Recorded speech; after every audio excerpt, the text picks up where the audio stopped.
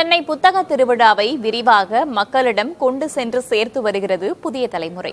அதன் ஒரு பகுதியாக புத்தக காட்சியில் விற்பனைக்காக வைக்கப்பட்டுள்ள புதிய புத்தகங்களில் கவனிக்க வேண்டியவற்றை தினமும் பட்டியலிடுகிறோம். வாருங்கள் பார்க்கலாம்.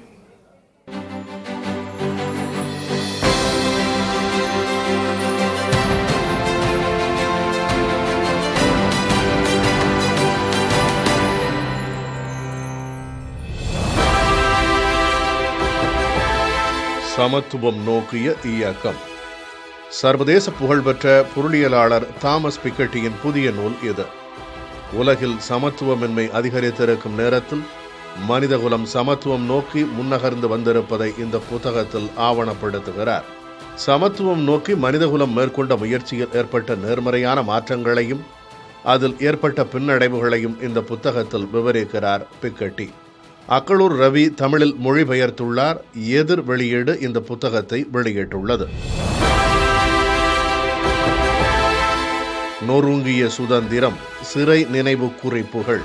கம்யூனிச செயற்பாட்டாளரான கோபாட் காந்தி தன் 10 ஆண்டு சிறைவாச அனுபவங்களை இந்நூலில் பதிவு செய்துள்ளார். வசதிமிக்க பார்சி குடும்பத்தில் பிறந்த இவர் பொது உடைமை பாதையை தேர்ந்தெடுத்த பிறகு சந்தித்த சவால்களையும் எதிர்கொண்ட இன்னல்களையும் இந்த புத்தகத்தில் பகிர்ந்துள்ளார். பிரேம் மொழிபெயர்த்துள்ள இந்த புத்தகத்தை சீர்மை வெளியிட்டுள்ளது.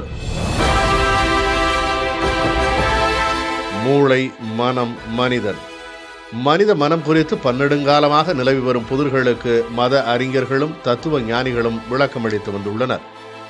தொடர்ச்சியான அறிவியல் தேடல் மற்றும் ஆராய்ச்சியின் பயனாக மனம் குறித்த கேள்விகளுக்கு அறிவியல் பூர்வமான விடைகள் கிடைக்க தொடங்கியிருக்கின்றன. அவை குறித்த புரிதலை ஏற்படுத்தும் விதமாக இந்நூலை எழுதியிருக்கிறார் உளவியல் மருத்துவ பேராசிரியர் ஜி. ராமானுஜம். இந்த புத்தகத்தை உயிர்மை பதிப்பகம் வெளியிட்டுள்ளது. தனி இசை, எதிர்கலாச்சாரம் பிறக்கிறது. திரை இசையின் பெரும் தாக்கத்துக்கு அப்பால் சுயாதீன இசைக்கலைஞர்களின் தனி இசையும் தமிழ் சூழலில் வேகமாக வளர்ந்து வருகிறது. இந்நூலில் தனி இசையின் தொடக்கம், எழுச்சி, அதன் இன்றைய போக்கு, எதிர்காலம் ஆகியவற்றை பற்றி எழுதியுள்ளார் இசை விமர்சகர் ஆர். ஸ்ரீனிவாசன். தனி இசையை பரவலான தமிழ் வாசகர்களுக்கு கொண்டு சேர்க்கவும் அது குறித்த உரையாடலை தொடங்கி வைக்கவும் முயலும் இந்நூலை ஆழி பதிப்பகம் வெளியிட்டுள்ளது. பாலஸ்தீன பறவை, ஒரு திருநங்கையின் லண்டன் நாள் குறிப்புகள். இந்திய அளவில் முக்கியமான திருநங்கை செயற்பாட்டாளராக அறியப்படும் கிரேஸ் பானோ பிரிட்டனில் உள்ள Cambridge, Oxford, London School of Economics ஆகிய சர்வதேச புகழ்பெற்ற கல்வி நிலையங்களில் உரையாற்ற லண்டன் சென்றபோது அவருக்கு ஏற்பட்ட அனுபவங்களின் தொகுப்புதான் இந்த புத்தகம்.